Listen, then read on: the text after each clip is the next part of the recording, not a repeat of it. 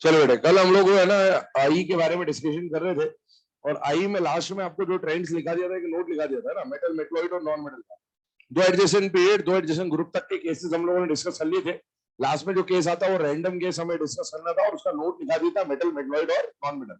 देखिए, metal, metalloid और non metal के केसेस के अगर हम लोग डिस्कशन स्टार्ट करें, तो सपोज आपको दिया गया बोरॉन, फास्फोरस, है ना, फ्लोरीन और सल्फर, सपोज ये कुछ स्पीशीज दिए गए, ये एग्जाम में आया हुआ क्वेश्चन है। अब इसको सॉल्व कैसे किया जाएगा? सबसे पहली बात, आपको कुछ भी नहीं बोला, मतलब I1 का ऑर्डर बनाना है, और I1 का ऑर्डर बनाना है तो उसके लिए पहले आप क्या देखेंगे अपना कॉन्फ़िगरेशन। बोरॉन का कॉन्फ़िगरेशन बन जाएगा 2p1, फास्फोरस का कॉन्फ़िगरेशन बन जाएगा 3p3, फ्लोरीन का कॉन्फ़िगरेशन बन जाएगा 2p5, और सल्फर का कॉन्फ़िगरेशन बन जाएगा 3p4।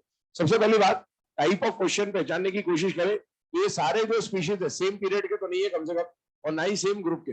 अगर सेम पीरियड सेम ग्रुप नहीं है तो अब आप दो एडजेसेंट पीरियड, दो एडजेसेंट ग्रुप चेक करें, वो भी नहीं आ रहा है, ये मतलब ये रैंडम केस है। और अगर रैंडम केस आ रहा है तो रैंडम केस को हमेशा आप सॉल्व करेंगे मेटल, मेटलॉइड और नॉन मेटल वाले कॉन्सेप्ट से। अब इसको मेटल, मेटलॉइड, नॉन मेटल के कॉन्सेप्ट से सॉल्व करें तो सबसे पहले बोरॉन जो है उसको मैं क्या मान के चलूंगा बेटा, मेटलॉइड, और एनसीईआरटी क्या मान के चलता है, नॉन मेटल।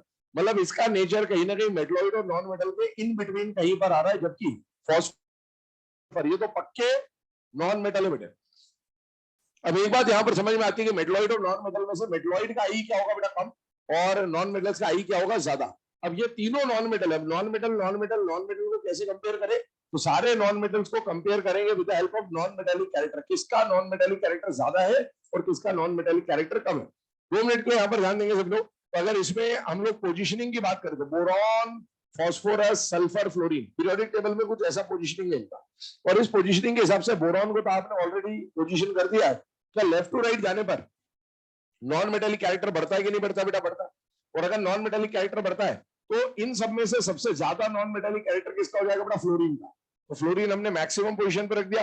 अब बचा कौन कौन बेटा, फास्फोरस और सल्फर, इसका 3p4। वैसे तो ये ज्यादा नॉन मेटेलिक है, लेकिन क्या सेम पीरियड के p3 और p4 में एक्सचेंज होता है या नहीं होता बेटा, होता है। और एक्सचेंज की वजह से सल्फर चला जाएगा पीछे और फास्फोरस चला जाएगा आगे, तो ये ऑर्डर बन के आ जाएगा यहाँ पर आई के लिए।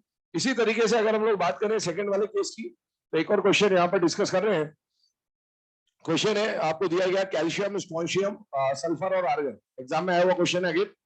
इसमें आपको बोला आई का ऑर्डर बनाना है, कुछ भी नहीं बोला, मतलब I1 का ऑर्डर बनाना है। सबसे पहले पहचानने की कोशिश करें बेटा, तो इसका कॉन्फ़िगरेशन है 4s2, इसका कॉन्फ़िगरेशन है 5s2, इसका कॉन्फ़िगरेशन है 3p4 और इसका कॉन्फ़िगरेशन है 3p6।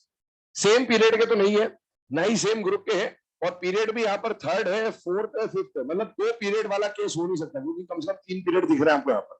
तो इसका मतलब ये रैंडम केस है, और रैंडम केस जब किससे सॉल्व करेंगे बेटा, मेटल, मेटलॉइड और नॉन मेटल। सबसे पहली बात, क्या कैल्शियम और स्ट्रोंशियम मेटल है या नहीं बेटा, है, और ये दोनों क्या है बेटा, नॉन मेटल। मेटल और नॉन मेटल में आई का ऑर्डर हमें ऑलरेडी पता है, मेटल का आई कम होगा, नॉन मेटल्स का आई क्या होगा, ज्यादा। अब मेटल, मेटल में आप खुद देखिए, हिंट है यहाँ पर कि दोनों सेम ग्रुप के दे रखे, और सेम ग्रुप में डाउन द ग्रुप जाने पर मेटेलिक कैरेक्टर क्या होता है, कम, हेलो सॉरी, मेटेलिक कैरेक्टर क्या होता है, बढ़ता है, लेकिन आई क्या होती है, कम। तो स्ट्रोंशियम का आई कम है और कैल्शियम का आई क्या हो जाएगा, ज्यादा। ये मेटल्स के लिए हो गया। और ये दोनों नॉन मेटल जो है ये सेम पीरियड के बेटा, थर्ड और थर्ड पीरियड के, और सेम पीरियड में क्या p6 कॉन्फ़िगरेशन का आई सबसे ज्यादा होता है बेटा, यस। इसका मतलब है यहाँ पर आ जाएगा सल्फर और यहाँ पर आ जाएगा आर्गन, तो ये इसका ऑर्डर बन के आ जाता है। सिमिलरली क्वेश्चन डिस्कस करना चाहे तो देखिए, सपोज आपको दिया गया लिथियम, सपोज आपको दिया गया सिलिकॉन, सपोज आपको दिया गया आयरन, और आपको बोला इसका आई कंपेयर करें। कॉन्फ़िगरेशन आपने लिखा 2s1, इसका लिखा 3p2 और इसका कॉन्फ़िगरेशन लिखा 5p5। और जब आप तो अगर आपको मेटल, मेटलॉइड और नॉन मेटल का कॉन्सेप्ट नहीं पता है बेटा, तो इसमें बच्चे कौन सा कॉन्सेप्ट लगाते हैं, शेल नंबर, है ना, कुछ भी नहीं आता मतलब शेल नंबर लगा के सॉल्व करने। अब सोचो इसका शेल नंबर क्या दिख रहा है, 2, इसका क्या दिख रहा है 3, इसका क्या दिख रहा है 5। जनरल फिनोमिना माइंड में क्या आता है कि जिसका शेल नंबर कम होगा उसका आई क्या होगा, जिसका शेल नंबर ज्यादा होगा उसका आई क्या होगा, कम। लेकिन शेल नंबर वाला कॉन्सेप्ट मैं आपको क्लियरली बोल रहा हूँ, तभी लगाना है या तो जब सेम ग्रुप हो, और या फिर 2 एडजेसेंट पीरियड, 2 एडजेसेंट ग्रुप का क्वेश्चन हो, जो कल करा था हम लोगों ने। ये रैंडम केस है बेटा, और रैंडम केस को हमेशा मेटल, मेटलॉइड, नॉन मेटल से सॉल्व करेंगे। मेटल का आई कम, मेटलॉइड का आई ज्यादा, और नॉन मेटल का आई सबसे ज्यादा। अगर आप इसको शेल नंबर से सॉल्व करने जाते हो तो सारा ऑर्डर बिल्कुल एग्जैक्टली उल्टा बनता है, ये बात ध्यान रखिएगा। चलिए इसको नोट करें, आगे बढ़ते हैं एप्लीकेशंस ऑफ आई की तरफ।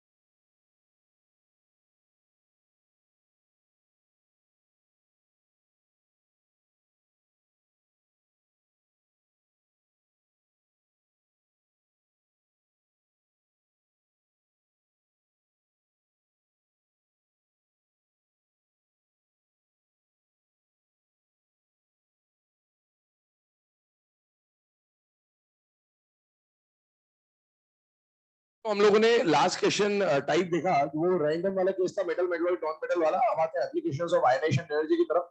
4 एप्लीकेशन बेसिकली हमें पढ़नी है, जिनमें 2 एप्लीकेशन फिलहाल मैं आपके सामने लिखी हुई है, दोनों आपस में इंटर रिलेटेड है। देखते हैं इसको। पहला जो एप्लीकेशन है बेटा, दैट इज मेटालिक कैरेक्टर। ध्यान देखिएगा, एक रिलेशन आपके सामने लिखा है कि मेटालिक कैरेक्टर और आई कैसे बेटा, बात समझिएगा। इसको हम आई से रिलेट कैसे कर रहे हैं। जैसे मान लीजिए आप ग्रुप 1 को हमने एग्जांपल के फॉर्म में ले लिया, मेटल्स का ग्रुप है ऑब्वियसली। हाइड्रोजन को थोड़ी देर के लिए हटा दे तो भी चल जाएगा, रखना हो तो भी रख लीजिए, कोई दिक्कत नहीं है। डाउन द ग्रुप जा रहे हैं बेटा, तो टॉप टू बॉटम जाने पर रेडियस क्या होता है, बढ़ता है। और रेडियस बढ़ता है मतलब आई क्या होती है, कम होती है। जाने पर आई कम होती जा रही है, आई कम होती जा रही है मतलब सीजियम इलेक्ट्रॉन जल्दी लूज करेगा और लिथियम इलेक्ट्रॉन बाद में लूज करेगा। जो जितनी जल्दी इलेक्ट्रॉन लूज करेगा, मेटल की टेंडेंसी क्या होती है, इलेक्ट्रॉन लूज करने की या गेन करने की, लूज करने। अगर जितनी जल्दी इलेक्ट्रॉन लूज करेगा, हम ये बोलेंगे कि उसके अंदर मेटालिक कैरेक्टर उतना ही ज्यादा है। तो टॉप टू बॉटम जाने पर आई कम हो रही है, आई कम हो रही है मतलब इलेक्ट्रॉन लूज करने की टेंडेंसी बढ़ रही है, मतलब ये आसानी से इलेक्ट्रॉन लूज करेगा, ये मुश्किल से इलेक्ट्रॉन लूज करेगा। जो जितनी आसानी से इलेक्ट्रॉन लूज करेगा, उसका मेटालिक कैरेक्टर क्या हो जाएगा बेटा, उतना ही ज्यादा। तो अब यहां से अगर आई और मेटालिक कैरेक्टर को रिलेट करने की कोशिश करें आप, तो अगर आई कम हो रही है तो मेटालिक कैरेक्टर बढ़ रहा है, मतलब दोनों का रिलेशन कैसा आ जाएगा बेटा, इनवर्सली प्रोपोर्शनल। आपने ये सुन भी रखा है कि डाउन द ग्रुप जाने पर जनरली हम लोग क्या बोलते हैं, मेटालिक कैरेक्टर बढ़ रहा होता है, वही वाली बात। आइए अगले केस पे चलते हैं, रिएक्टिविटी ऑफ मेटल्स। ख्याल सुनना है इस बात को। यहां पर हम एक पैराग्राफ एनसीईआरटी पीरियोडिक टेबल में गिवन है, उसको समझने की कोशिश कर रहे हैं, और पैराग्राफ में क्या पॉइंट दे रखा है वो भी डिस्कस करता हूं, पहले इसको समझ लेंगे। रिएक्टिविटी ऑफ मेटल्स, स्पेसिफिकली मैंने मेटल्स लिखा हुआ बेटा, ठीक है ना। तो मेटल्स की रिएक्टिविटी जो है वो इनवर्सली प्रोपोर्शनल टू क्या है बेटा, आई। अब इसको थोड़ा सा यहां से देखें, metallic character was inversely proportional to I and reactivity is also inversely proportional to I. तो पहले यहां तक चलते हैं। यहां पर हमने क्या पढ़ा था, टॉप टू बॉटम जाएंगे, रेडियस बढ़ेगा, आई कम होगी, मेटालिक कैरेक्टर बढ़ेगा, मेटालिक कैरेक्टर बढ़ेगा। यहां तक तो अपन वहां से आ गए। और एक बात बताओ, ये जो ग्रुप 1 आपको दिख रहा है, ये ग्रुप 1 के जो एलिमेंट्स है, ये क्या है, मेटल्स है या नॉन मेटल्स है? मेटल, मेटल्स है ना। हाइड्रोजन को अगर आप ले लें तो नॉन मेटल है, बाकी जनरली हम लोग बात करें तो ग्रुप 1 क्या है बेटा, मेटल्स का ही ग्रुप है। तो आप खुद सोचिए, मेटल्स के ग्रुप में नीचे जाने पर मेटल का ही कैरेक्टर बढ़ रहा है, मतलब खुद के अंदर खुद का कैरेक्टर बढ़ रहा है। मेटल्स में मेटल का कैरेक्टर बढ़ रहा है। अगर किसी चीज में खुद का कैरेक्टर बढ़ रहा होगा तो ऑब्वियसली ये इस बात को इंडिकेट कर रहा है कि उसकी रिएक्टिविटी क्या हो जाएगी बेटा, बढ़ जाएगी। आप देखिए, नीचे जाने पर मेटल्स में मेटालिक कैरेक्टर ही बढ़ रहा है, इसीलिए हम लोग बोलेंगे कि उसकी रिएक्टिविटी बढ़ रही है। क्यों, मेटल्स को रिएक्टिविटी दिखाने के लिए क्या चाहिए, इलेक्ट्रॉन लूज करना पड़ेगा, केटायन बनाना पड़ेगा, और नीचे जाने पर जल्दी केटायन बनाएगा, और जल्दी केटायन बनाएगा मतलब इसकी रिएक्टिविटी क्या हो जाएगी बेटा, ज्यादा। ये जल्दी से जल्दी रिएक्शन में क्या करना पड़ेगा, पार्टिसिपेट करेगा। ये आगे पे इसी बात को समझते हैं। एनसीईआरटी की लाइन क्या बोलती है, लाइन ये बोलती है कि इन अल्कली मेटल्स, है ना, ग्रुप 1 की बात कर रहा है, in alkali metals on moving down the group increases, whereas in group 17 halogens on moving down the group reactivity decreases। ये लाइन लिखी हुई है एनसीईआरटी पीरियोडिक टेबल में, पैराग्राफ के अंदर। अब आप इसको समझिए, ये तो हमने समझा रिएक्टिविटी बढ़ने की बात। इसको देखिए, इसमें भी सेम कहानी, टॉप टू बॉटम जा रहे हैं, आई कम हो रहा है, मेटालिक कैरेक्टर बढ़ रहा है। टॉप टू बॉटम जा रहे हैं, यहाँ पर भी आई कम होता था और यहाँ पर भी आई कम हो रहा है, मतलब मेटालिक कैरेक्टर बढ़ रहा होगा। लेकिन एक का ग्रुप है या नॉन मेटल्स का ग्रुप है, नॉन मेटल्स का ग्रुप है। तो नॉन मेटल्स को हम लोग मेटालिक कैरेक्टर से देखें, ये बात सही नहीं। तो नॉन मेटल्स को हम लोग किससे देखेंगे, नॉन मेटालिक कैरेक्टर से देखेंगे। अगर डाउन द ग्रुप जाने पर मेटालिक कैरेक्टर बढ़ रहा है, इसका सीधा सीधा मतलब ये है कि नॉन मेटालिक कैरेक्टर क्या हो रहा होगा आपका। नॉन मेटल्स में नीचे जाने पर मैं बात कर रहा हूं, अगर खुद में खुद का कैरेक्टर कम हो रहा है तो रिएक्टिविटी ऑब्वियसली क्या हो जाएगी, कम हो जाएगी। तो इसका मतलब यही है कि यहां पर तो मेटल्स थे और मेटल्स में मेटालिक कैरेक्टर बढ़ रहा था, खुद का कैरेक्टर बढ़ रहा है, इसलिए रिएक्टिविटी बढ़ रही है। यहाँ पर नॉन मेटल्स का ग्रुप है, नीचे जाने पर खुद का कैरेक्टर कम हो रहा है, इसीलिए रिएक्टिविटी क्या हो रही है, कम। तो मोस्ट रिएक्टिव नॉन मेटल किसको मानते हैं, फ्लोरीन को। और ऐसे रिएक्टिव मेटल्स में कौन आ जाता है, सीजियम आ जाए, क्योंकि उसमें खुद बढ़ रही। अब एक और बात सुनिएगा ध्यान से, यहां पर एक चीज आपको बताई गई है, वो है कि टेंडेंसी टू लूज इलेक्ट्रॉन बढ़ रहा है नीचे, ठीक है, ध्यान सुनना। पैराडॉक्स पे जाइए, लॉस ऑफ इलेक्ट्रॉन, ये जल्दी इलेक्ट्रॉन लूज कर रहा है, ये बाद में इलेक्ट्रॉन लूज कर रहा है। Loss of electron is known as oxidation. तो इसका ऑक्सीडेशन सबसे पहले होगा, और जिसका ऑक्सीडेशन सबसे पहले होगा वो सबसे बढ़िया रिड्यूसिंग एजेंट होता है, या रिडक्टेंट भी बोल सकते हैं। तो क्या सीजियम सबसे बढ़िया रिड्यूसिंग एजेंट इन सब में से है या नहीं बेटा, है। और आप पढ़ते हैं इलेक्ट्रोकेमिकल सीरीज, है बेटा, है, बिल्कुल है, वही तो बता रहा हूं, सुनो अब आराम से। नीचे जाने पर मेटालिक कैरेक्टर बढ़ रहा है, इलेक्ट्रॉन लूज करने की टेंडेंसी बढ़ रही है, तो ये सबसे बढ़िया रिड्यूसिंग एजेंट। लेकिन आप पढ़ते हैं एक इलेक्ट्रोकेमिकल सीरीज, और इलेक्ट्रोकेमिकल सीरीज में आपने क्या पढ़ा होता है कि lithium is the best reducing agent, ठीक है। तो आपको ये क्लियर होना चाहिए कि अभी हम जो बात कर रहे हैं वो कौन से स्टेट की बात कर रहे हैं, गैसियस, और जो ईसीएस आप पढ़ते हो वो कौन से स्टेट का होता है, एक्वस। तो आपको एग्जाम में अगर बोले कि गैसियस मीडियम में सबसे बढ़िया रिड्यूसिंग एजेंट कौन है, तो आपको कौन सा कॉन्सेप्ट यूज करना पड़ेगा, आईई का, क्योंकि गैसियस मीडियम में इलेक्ट्रॉन कौन लूज करेगा कौन नहीं लूज करेगा ये कौन डिसाइड करता है, आईई।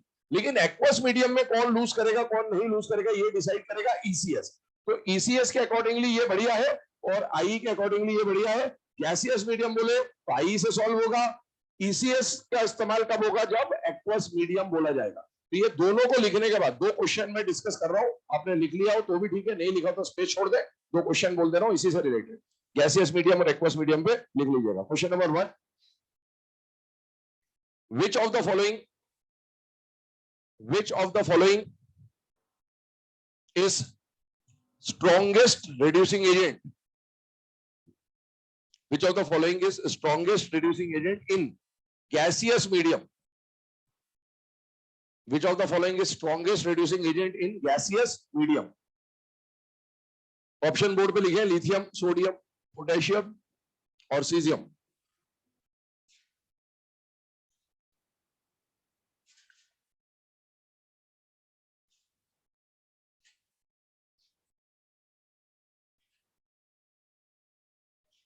अभी करेक्ट आंसर कौन सा हो जाएगा बेटा, सीजियम, क्योंकि आपको कौन सा मीडियम बोल रखा है, गैसियस। आप साइड में लिख भी लेना, for gaseous medium use IE, है ना, आई का कॉन्सेप्ट यूज होता है बेटा गैसियस मीडियम में।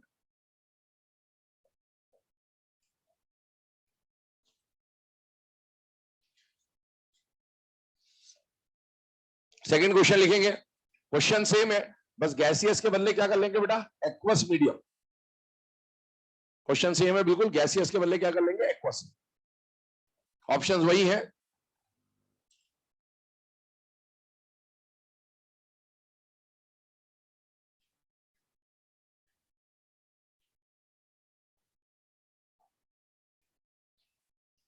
इस बार करेक्ट आंसर कौन सा हो जाएगा बेटा, लिथियम, क्योंकि एक्वस मीडियम में आपको जो कॉन्सेप्ट यूज करना पड़ेगा वो क्या रहेगा, ईसीएस, और ईसीएस के accordingly lithium is the best reducing agent. तो वहां पर लिख लेना, नोट बना, यूज ईसीएस।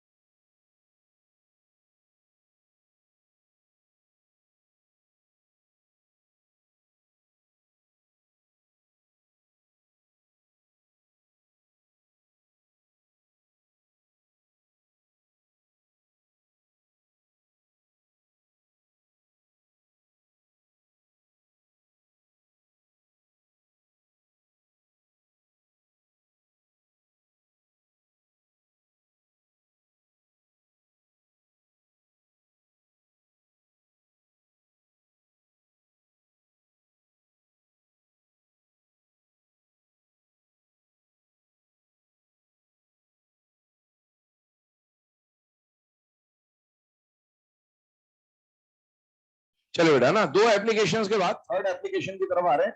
थर्ड एप्लीकेशन भी है ना, इंपॉर्टेंट एप्लीकेशन है।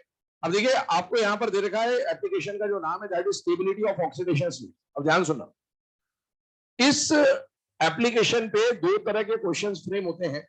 पहला क्वेश्चन ये होगा कि आपको जिस भी एलिमेंट की स्टेबल ऑक्सीडेशन स्टेट के बारे में पूछना होगा, उससे रिलेटेड आईई की वैल्यू दे रखेगा, है ना। आई की वैल्यू आपको जनरली इलेक्ट्रॉन वोल्ट पर एटम में ही देखा है यहाँ पर, तो आई की वैल्यूज गिवन होगी। और दूसरे टाइप का क्वेश्चन ये बनेगा जहां पर आई की वैल्यू दी हुई नहीं होगी, ठीक है। तो एक बात समझिए, जब आई की वैल्यू दी हो और आई की वैल्यू ना दी हो, तो दोनों अप्रोच कैसे कैसे रहेंगे उसको डिस्कस करेंगे। पहली बात, सपोज कोई मेटल दिया हुआ आपको और उसके आई के वैल्यू गिवन है आपको, ठीक है ना। तो आई की वैल्यू गिवन है, तो उसमें फिर एलिमेंट का नाम देने की जरूरत नहीं होगी, एबीसीडी लिख देगा, क्योंकि आई की वैल्यू गिवन है, आपको वैल्यू से सॉल्व करना है। सपोज एक मेटल है, में उसको हमने I1 दिया तो M प्लस बना, उसको I2 दिया तो M प्लस 2 बना, उसको I3 दिया तो M प्लस 3 बना। बेटा I1 के करस्पॉन्डिंग ऑक्सीडेशन स्टेट आ रहा है, वो क्या आ रहा है बेटा, +1। I2 देने पर जो स्टेट डेवलप हो जाएगी वो क्या हो जाएगी, +2। और I3 देने पर जो स्टेट डेवलप हो जाएगी वो क्या हो जाएगी बेटा, +3। अब आपको करना क्या है, सेम एलिमेंट की सक्सेसिव आई है, तो सक्सेसिव आई तो हमेशा बढ़ेगी, ये तो बात कंफर्म है। तो आपको क्या करना है, मतलब आई का डिफरेंस निकालना है, लेकिन ये बात ध्यान रखना है कि डिफरेंस किसका निकालना है बेटा, सक्सेसिव आई का। जैसे I1 और I2 सक्सेसिव है, इसका डिफरेंस निकलेगा। I2 I3 सक्सेसिव है, इसका डिफरेंस निकलेगा। लेकिन I1 और I3 सक्सेसिव नहीं है, इनका डिफरेंस आप नहीं निकाल सकते। वैसे आपको जनरली एग्जाम में दो ही इक्वेशन देगा, तीसरी नहीं देगा। तीसरी मैं अपनी तरफ से लगा रहा हूं, ताकि ऐसा क्वेश्चन बनाना चाहे तो कैसे सॉल्व करना होगा वो आना चाहिए।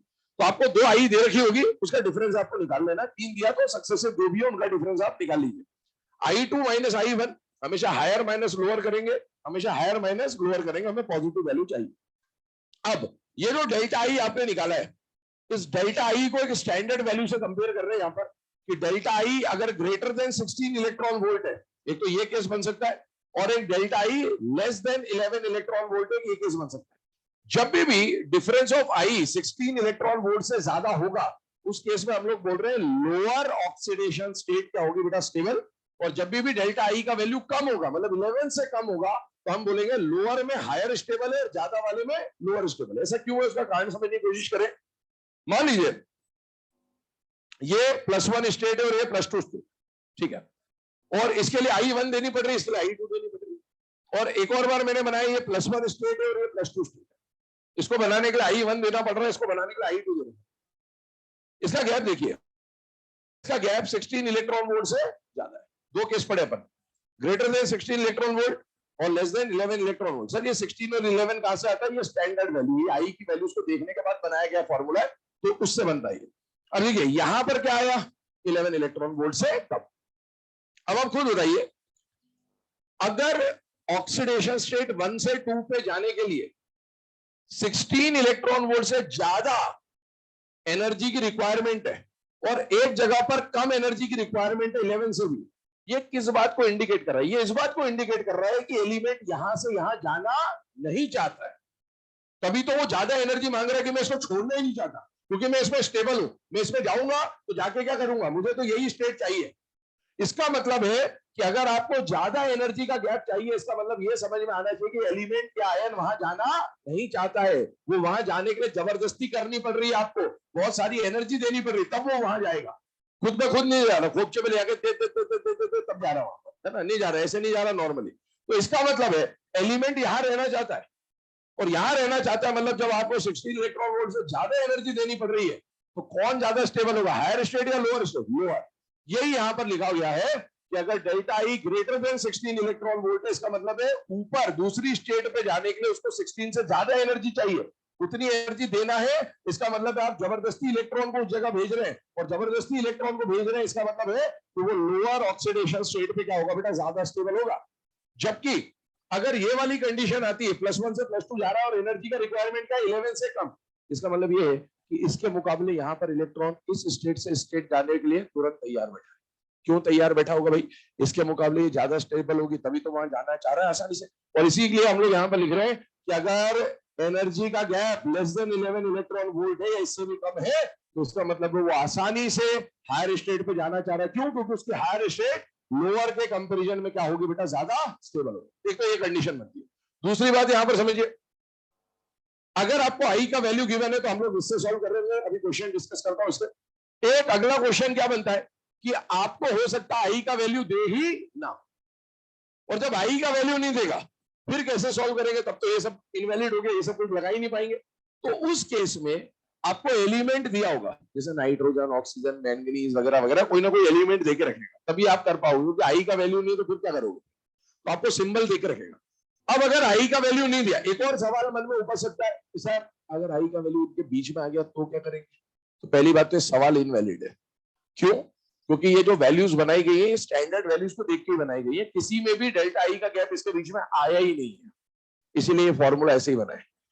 फिर भी यहाँ पर तरह तरह के लोग हैं, है ना, संसार में अलग अलग तरह के प्राणी हैं, हाँ भांति भांति के लोग हैं, रहीमन तेरे संसार में भांति भांति के लोग है ना। तो ऐसे अगर डेल्टा आई जो है वो 11 से 16 के बीच में दे दे, हालांकि ये पॉसिबल नहीं है, ये बात ध्यान रखना, वहां नहीं आएगा, यहाँ कुछ भी आ सकता है यहाँ कुछ भी आ सकता है। डेल्टा आई अगर 11 से 16 के बीच में आया तो भी उसको आपको इसी से सॉल्व करना है, उसको ऐसा मान लेना कि आई की वैल्यू नहीं गिवन है, ठीक है। और उसको हम सॉल्व कैसे करेंगे, उस केस में हम इलेक्ट्रॉनिक कॉन्फ़िगरेशन, वो जो एलिमेंट गिवन है उसका इलेक्ट्रॉनिक कॉन्फ़िगरेशन की मदद से ऑक्सीडेशन स्टेट की स्टेबिलिटी डिटरमाइन करेंगे। एक बात मैं आपसे यहां पर पूछना चाह रहा हूं, ध्यान से देखिएगा बेटा, डी ब्लॉक से रिलेटेड मैं बात कर रहा हूं। ये जो ऑक्सीडेशन स्टेट की स्टेबिलिटी हम लोग पढ़ रहे हैं ना, ये एसपी ब्लॉक में तो ठीक ठाक है, इसका ज्यादा से ज्यादा यूज डी ब्लॉक में आएगा, क्योंकि वेरिएबल ऑक्सीडेशन स्टेट दिखाने की जो टेंडेंसी होती है वो जनरली किसकी होती है, डी ब्लॉक, ठीक है। तो अब आप एक बात बताइए मुझे कि मैंगनीज के बारे में आप लोग जानते हैं कि मैंगनीज तरह तरह की स्टेट दिखाता है, उनमें से कुछ स्टेट में आपके सामने लिख रहा हूं। अब सपोज इन दोनों को कंपेयर करना है, और सपोज इन दोनों को कंपेयर करना है, मुझे आई की वैल्यू नहीं दे रखी है, तो बताइए आप इनकी स्टेबिलिटी कैसे कंपेयर करते हैं। आप बताइए मैंगनीज +6 +7 कौन होता है, और नहीं पता तो सुन लो, +7 ज्यादा स्टेबल होता है। क्यों स्टेबल होता है, इसका कॉन्फ़िगरेशन है 3D1 और इसका कॉन्फ़िगरेशन है 3D0। मैंगनीज का एटॉमिक नंबर होता है 25 और उसमें से 7 इलेक्ट्रॉन आपने निकाल दिए तो बचा 18। 18 मतलब इनर्ट गैस, क्या बात समझ में आ रही है आपको, और इसमें 19 इलेक्ट्रॉन, ये इनर्ट गैस नहीं है, ये ज्यादा स्टेबल है। आप आइए यहां पर Mn+2 का कॉन्फ़िगरेशन होता है बेटा 3D5 और इसका कॉन्फ़िगरेशन है 3D4। क्या समझ में आ रहा है कि ये हाफ फील्ड है बेटा, इसलिए +2 और +3 में से ज्यादा स्टेबल कौन है, +2। अब एक बात समझना, अच्छा इसमें से और इसमें से जेड इफेक्टिव किसका ज्यादा होगा, +3 का, लेकिन स्टेबल ज्यादा कौन है, +2। तो एक बात यहां पर आपको ध्यान रखनी है कि जब आपको सेम एलिमेंट के डिफरेंट स्पीशीज का क्वेश्चन आया, मैं अभी तक शुरू से आखिरी तक आपको एक ही चीज बोलते आ रहा हूं, सेम एलिमेंट का डिफरेंट स्पीशीज आया, आपको हमेशा क्या लगाना है, जेड इफेक्टिव, सिवाय इस केस को छोड़कर। जब सेम एलिमेंट के अलग अलग आयन से अलग अलग स्पीशीज दिया हो और उसमें स्टेबिलिटी की बात हो, किसकी बात हो, स्टेबिलिटी, तो स्टेबिलिटी जो है वो जेड इफेक्टिव पर डिपेंड नहीं करता है, स्टेबिलिटी किसके ऊपर डिपेंड करता है बेटा, इलेक्ट्रॉनिक कॉन्फ़िगरेशन पे। जो कॉन्फ़िगरेशन स्टेबल है उसी में स्टेबिलिटी ज्यादा होगी, जेड इफेक्टिव से स्टेबिलिटी का दूर दूर तक कोई रिश्ता नहीं है। वरना आप खुद सोचिए, अगर मैं सोडियम को बनाता हूं Na+, सोडियम को बनाता हूं Na+2, सोडियम का बनाता हूं Na+3, सोडियम का बनाता हूं Na+4, सोडियम का जेड इफेक्टिव सबसे ज्यादा तो इसमें, लेकिन सोडियम नेचर में किस फॉर्म में मिलता है, क्यों, क्योंकि ये इनर्ट गैस कॉन्फ़िगरेशन है। याद करिए रेडियस के क्वेश्चंस, रेडियस के क्वेश्चन में मैंने आपको लिखाया था आइसोइलेक्ट्रॉनिक में generally 2 electron, 10 electron, 18 electron, 36 electron, वहां पर भी आयंस बनाए थे हम लोगों ने। और दुनिया का कोई भी एलिमेंट इलेक्ट्रॉन गेन या लूज क्यों करना चाहता है, इनर्ट गैस बनने के लिए, उसको जेड इफेक्टिव से कोई फर्क नहीं पड़ता, उसको सिर्फ और सिर्फ इनर्ट गैस या स्टेबल कॉन्फ़िगरेशन चाहिए। तो ऑक्सीडेशन स्टेट की स्टेबिलिटी जेड इफेक्टिव पे डिपेंड नहीं करती है, सिर्फ और सिर्फ इस पे डिपेंड करती है कॉन्फ़िगरेशन पे। ये बात बिल्कुल क्लियर होनी चाहिए बेटा दिमाग में, इसका इस्तेमाल यही नहीं डी ब्लॉक के अंदर भी हो रहा होगा। तो चलिए आइए यहां पर अगर मैं इस पॉइंट को वापस से लिख दूं तो ये पॉइंट क्या लिखा हुआ है कि अगर वैल्यू ऑफ आई गिवन नहीं है, सिंबल देके रखेगा, आप कॉन्फ़िगरेशन निकालेंगे और कॉन्फ़िगरेशन से क्या डिसाइड कर देंगे बेटा, stability. Note, do not use Z effective. इस केस में आपको जेड इफेक्टिव का इस्तेमाल नहीं करना है, क्योंकि जेड इफेक्टिव से स्टेबिलिटी का लेना देना नहीं होता है। नोट करें इस केस को, 2 क्वेश्चन इस पे डिस्कस करते हैं, आगे बढ़ते हैं फिर फोर्थ एप्लीकेशन पे, लास्ट एप्लीकेशन पे।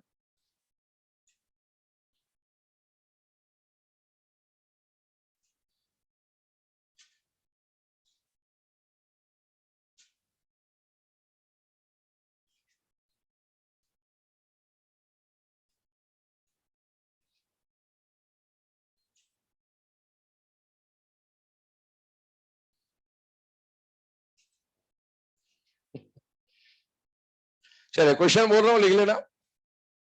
पहला क्वेश्चन लिखे इसमें, ये लिखा हुआ बोर्ड पर, आराम लिखते रहता हूं, क्वेश्चन लिखिए।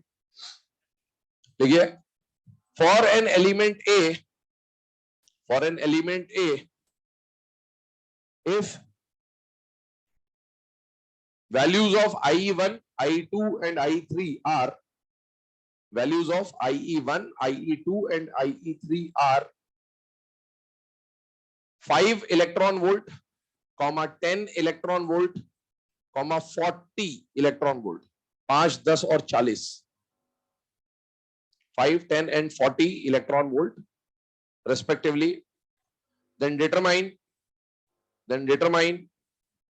its stable oxidation state.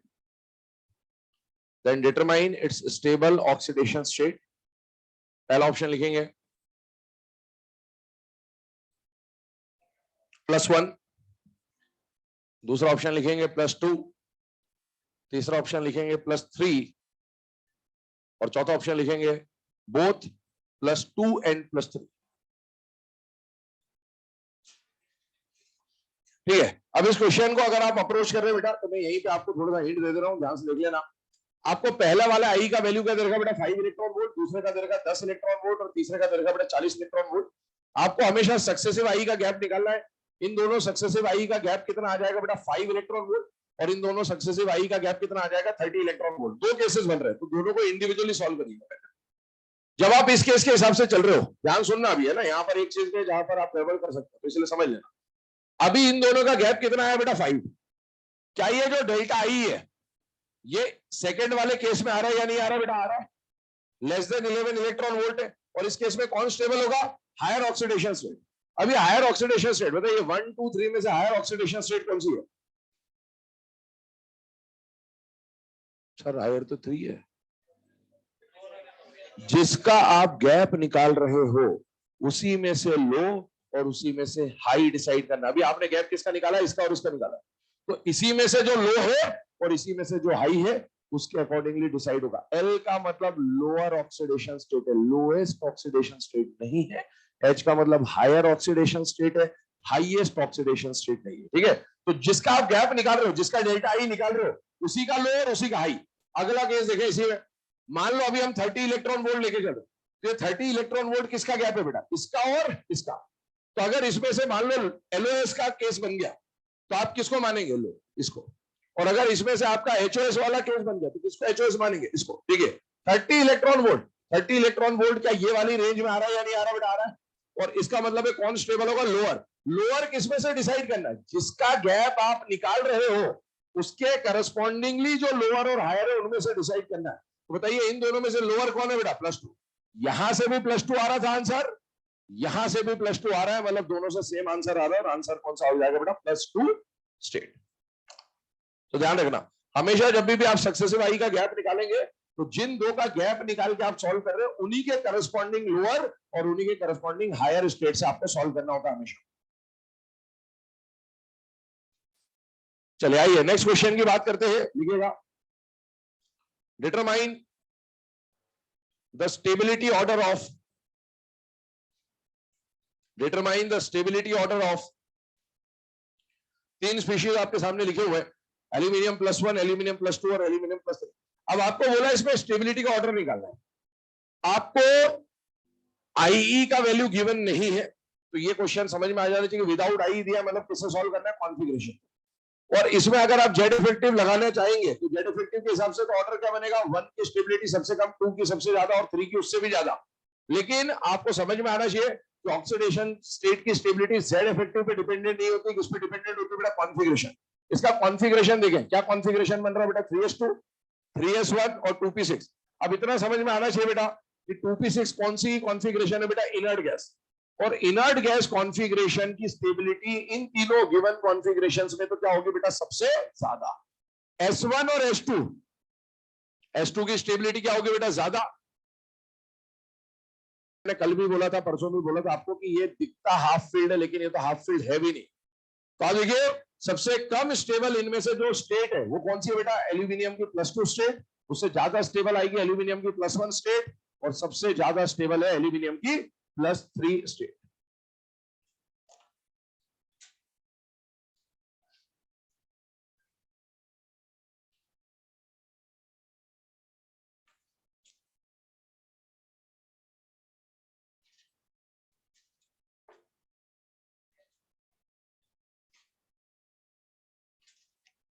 L, हाँ full field.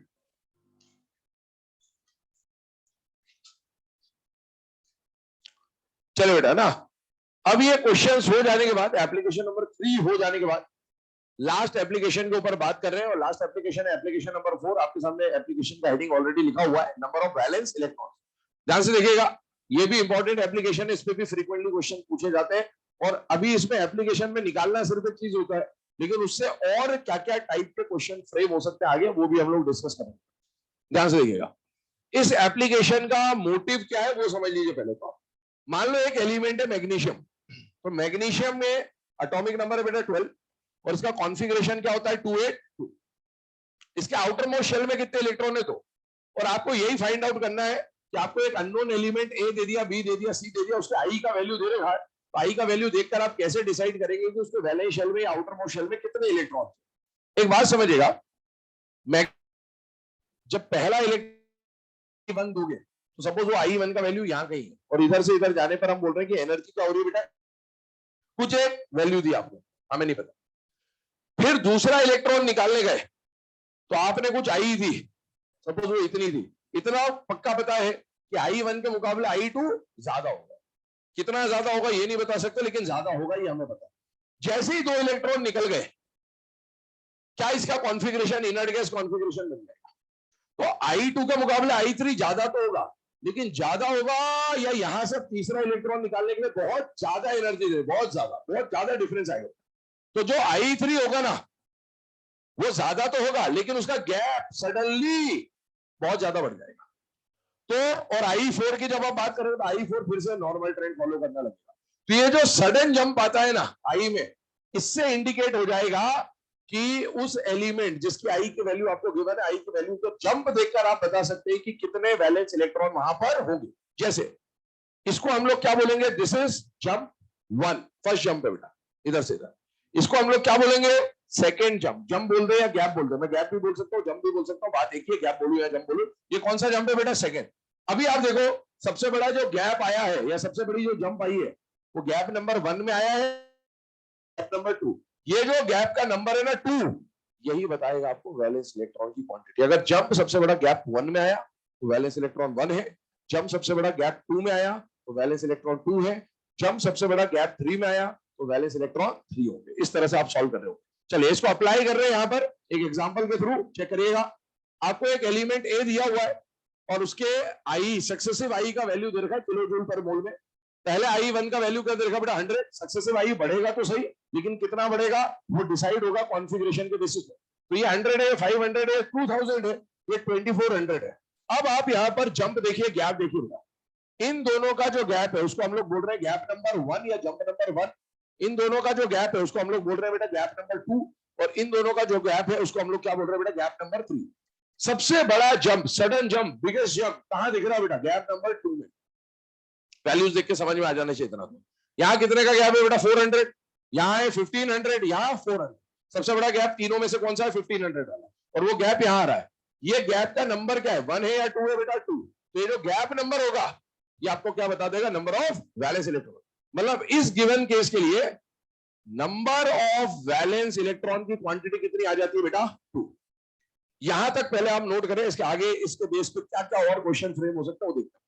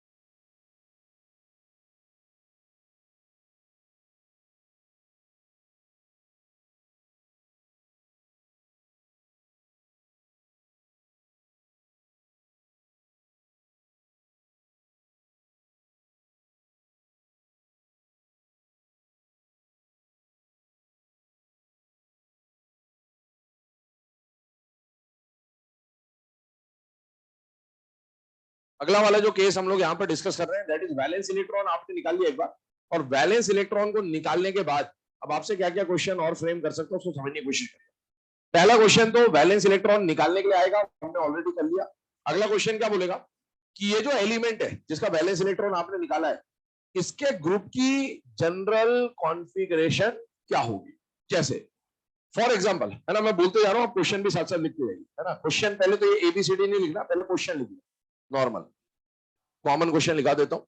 For the above example, for the above example determine the following, for the above example determine the following, for the above example determine the following.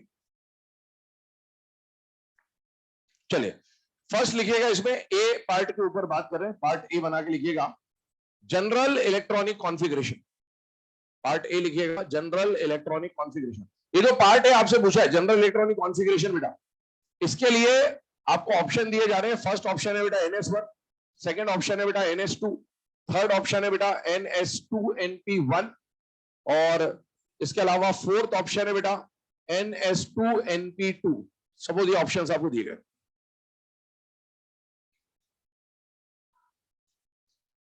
Configuration है इसके, sorry जो given element है जिसका आई आपको दे रखा है ए, उसके लिए कौन कौन से ऑप्शन इसमें से सही हो सकते हैं। ए की ऑप्शन सही है, सेकंड, फोर्थ नहीं है। हाँ ये ध्यान रखना, ये बहुत कॉमन मिस्टेक है बेटा, ये जो आप लोगों ने अभी करी है बहुत कॉमन सी मिस्टेक है। ये टू देखकर वैलेंस इलेक्ट्रॉन डिसाइड नहीं होता। वैलेंस इलेक्ट्रॉन का मतलब होता है आउटर मोस्ट शेल के इलेक्ट्रॉन, ये पूरा आउटर मोस्ट शेल है बेटा, और इसमें टोटल इलेक्ट्रॉन दो नहीं है, कितने है बेटा, 4। और आपको इतना समझ में आना चाहिए, अगर ये कंफ्यूजन आपको रहता है तो आप सीधी सी एक बात समझिए, वैलेंस इलेक्ट्रॉन कितने चाहिए, दो वैलेंस इलेक्ट्रॉन। आप पीरियोडिक टेबल के ग्रुप से याद करिए, क्वेश्चन आपको एस और पी ब्लॉक पे ही आएगा। दो वैलेंस इलेक्ट्रॉन किस में होते हैं, एस ब्लॉक में होते हैं या पी ब्लॉक में होते हैं, एस ब्लॉक में, और एस ब्लॉक के ग्रुप 1 में होते हैं या ग्रुप 2 में होते हैं, ग्रुप 2 में होते हैं। ग्रुप 2 का कॉन्फ़िगरेशन क्या होता है, यही तो होता है। ये कॉन्फ़िगरेशन तो ग्रुप 13 का है, ये कॉन्फ़िगरेशन तो ग्रुप 14 का है। ग्रुप 13 मतलब बोरॉन फैमिली, बोरॉन फैमिली का आउटर मोस्ट शेल में 3 इलेक्ट्रॉन होते हैं, कार्बन फैमिली का आउटर मोस्ट शेल में 4 इलेक्ट्रॉन होते हैं। ध्यान रखिए, कॉमनली बात है ना, इसमें ये P2 देखकर जनरली आंसर कर देते, तो ध्यान रखिएगा सिर्फ P2 नहीं देख रहा है, NH2 NP2 पूरा होता है वैलेंस। चलिए आगे बात कर रहे हैं, अगले क्वेश्चन को लिखे, सेकंड पार्ट इसी में बी। फर्स्ट पार्ट तो जनरल कॉन्फ़िगरेशन हो गया, सेकंड पार्ट बी लिखिएगा type of element, type of element, type of element. पहला ऑप्शन लिखे मेटल, दूसरा ऑप्शन लिखे नॉन मेटल, तीसरा ऑप्शन लिखे मेटलॉइड, चौथा ऑप्शन लिखे metal comma metalloid comma non metal, all, है ना, तीनों, मतलब metal, metalloid and non metal. ये जो आपको दे रखा है एलिमेंट बेटा, ये एलिमेंट तो कोई भी हो सकता है। वैलेंस इलेक्ट्रॉन 2 मतलब अपना ग्रुप नंबर 2 का कोई भी एलिमेंट हो सकता है। बेरिलियम भी हो सकता है, ये मैग्नीशियम भी हो सकता है, कैल्शियम भी हो सकता है, स्ट्रोंशियम भी हो सकता है, बेरियम भी हो सकता है। अब आप बताइए उन सब में से सारे एलिमेंट जो है beryllium, magnesium, calcium, strontium, barium, उनमें से क्या कोई मेटल है या नहीं है बेटा, है, सारे ही मेटल है। क्या कोई मेटलॉइड है, नहीं। क्या कोई नॉन मेटल है, नहीं। तो इसीलिए आंसर एक ही हो सकता है, और वो आंसर क्या होगा बेटा, मेटल। अगला सी पार्ट लिखें, common oxidation state of the group, common oxidation state of the group, common oxidation state of the group. Options में +1, +2, +3, +4, +2। ऑप्शंस में +1, +2, +3, +4, करेक्ट ऑप्शन विल बी +2। और लास्ट पार्ट लिखे उसमें D, formula of its oxide comma sulphate comma a जो है उसके oxide, sulphate और chloride के फॉर्मूले आपको बनाने। अब ऑक्सीडेशन स्टेट आपको पता ही चल चुका है, +2 है, तो उसके हिसाब से आप आराम से फॉर्मूले बना सकते हैं। ऑक्साइड, सल्फेट, क्लोराइड का क्लास 9 में आप क्रॉस मल्टीप्लाई करके फॉर्मूले बनाने सीख चुके होते हैं, वही फॉर्मूले आपको बनाते हैं।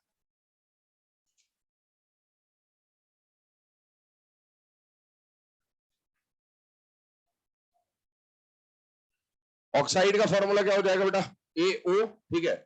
सल्फेट का फॉर्मूला हो जाएगा ASO4, और क्लोराइड का फॉर्मूला हो जाएगा ACl2।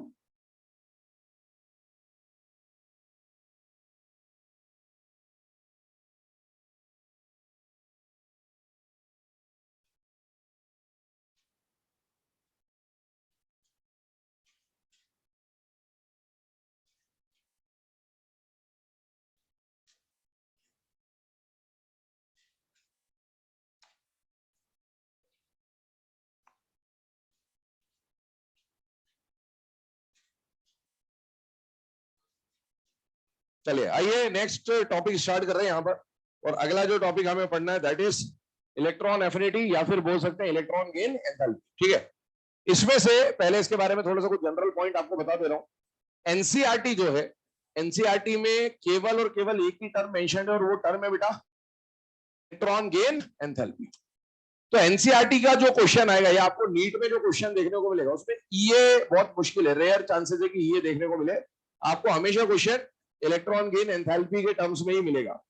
और मेरा ऐसा ऑब्जर्वेशन है कि जनरली ये टॉपिक ऐसा लगता है बच्चों को भी डिफिकल्ट होता है थोड़ा सा ये वो, लेकिन ये बिल्कुल ही निहायती दो कौड़ी का टॉपिक। ठीक है, पहली बात समझ में आ जाए तो हर टॉपिक के साथ यही है। ठीक है, तो वो सिंपल सा टॉपिक है। और ये टॉपिक कैसे ऑपरेट करेगा उसके लिए पहले आपको बता देता हूँ कुछ बातें। हम लोग पहले इलेक्ट्रॉन एफिनिटी पढ़ेंगे, और इलेक्ट्रॉन एफिनिटी क्योंकि इलेक्ट्रॉन गेन एंथैल्पी को समझने के लिए अच्छी तरीके से इसके बारे में कमांड होना जरूरी है।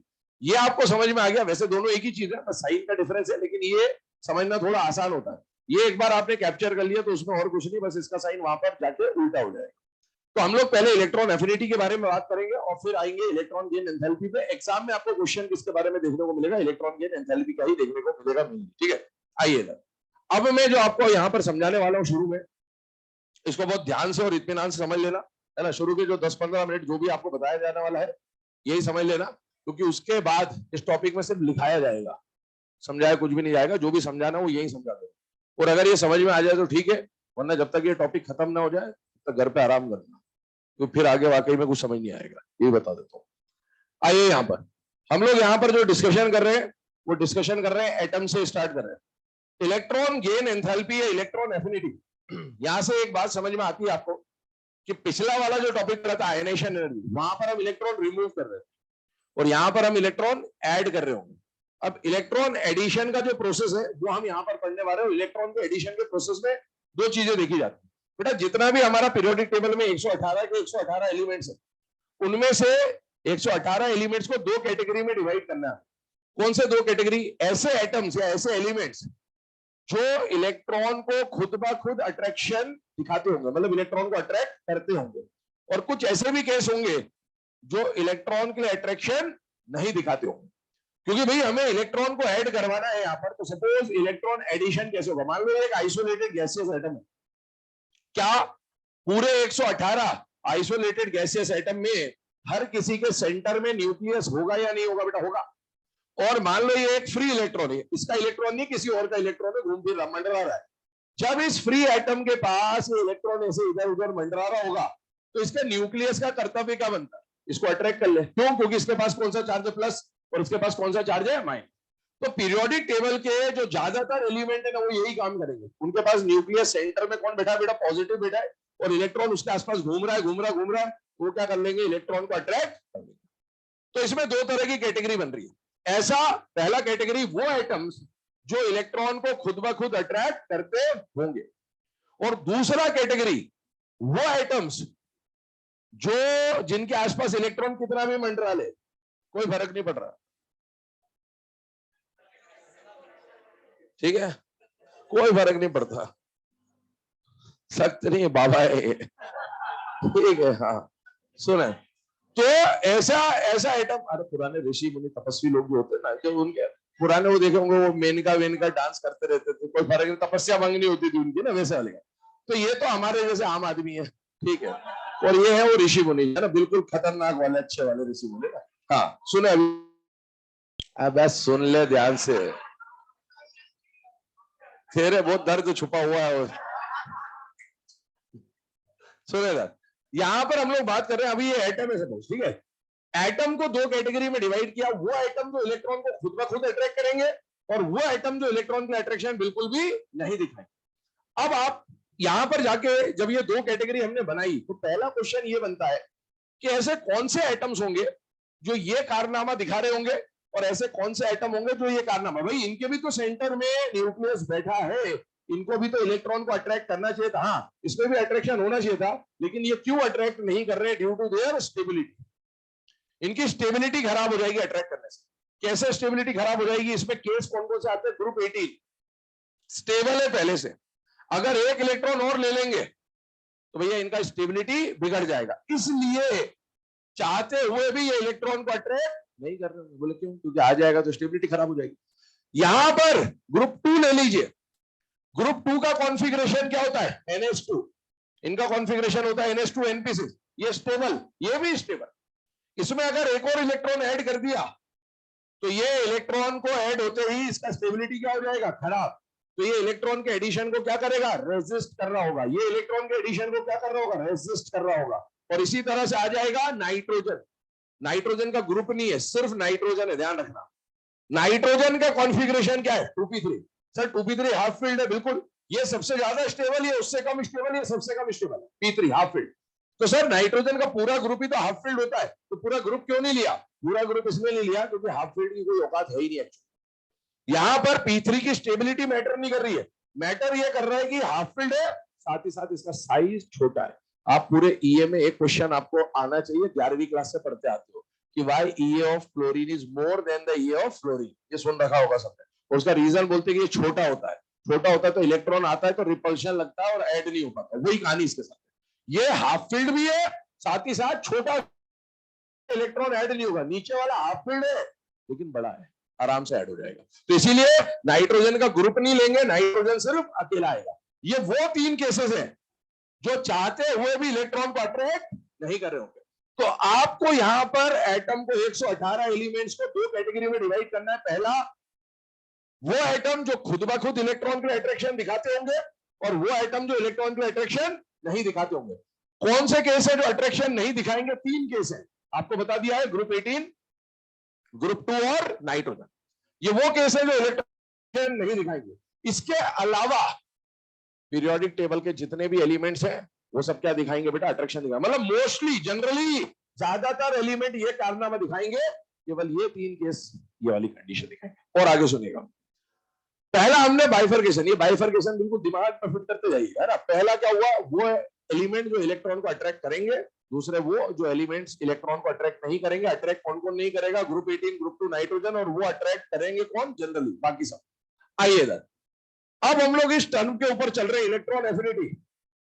इलेक्ट्रॉन एफिनिटी, एफिनिटी वर्ड का मतलब क्या होता है? Love, attraction.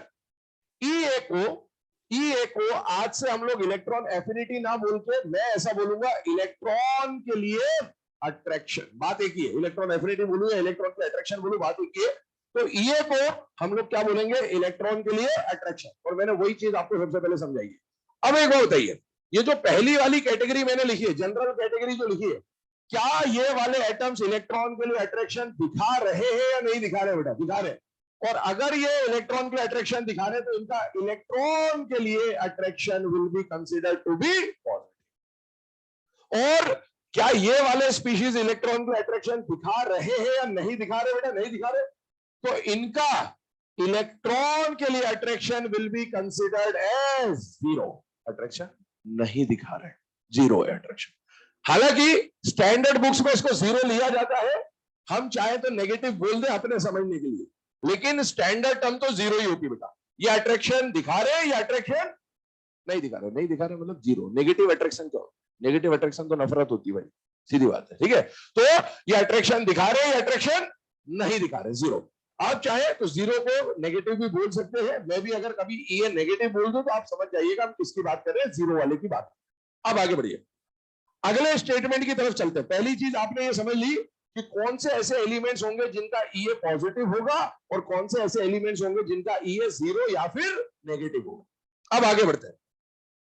अगला क्वेश्चन जो आपसे एग्जाम में पूछा जाता है बच्चों, वो ये होता है कि ईए या डेल्टा एचईजी में से कौन सा प्रोसेस एक्सो, कौन सा प्रोसेस एंडो होता है। इसके ऊपर क्वेश्चन आता है बहुत फ्रीक्वेंटली। एक बात सुनिएगा, बोल रहा हूं, जब जब अट्रैक्शन होगा तब तब एनर्जी रिलीज होगी। क्या बोला मैंने? तब तब एनर्जी रिलीज होगी। क्या बोला मैंने? जब जब अट्रैक्शन होगा तब तब एनर्जी रिलीज होगी। ध्यान सुनिए, क्या यहां पर इलेक्ट्रॉन के लिए खुद ब खुद अट्रैक्शन था या नहीं था? था। इसका मतलब यहां अट्रैक्शन हुआ या नहीं हुआ? हुआ। और जब जब अट्रैक्शन होगा तब तब एनर्जी रिलीज होगी।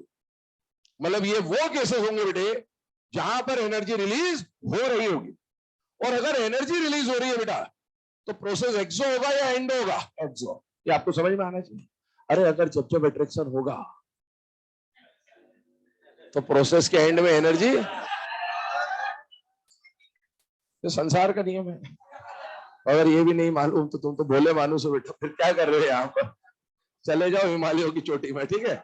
आइए इधर, जब जब अट्रैक्शन होगा at the end of the process energy release, ठीक है।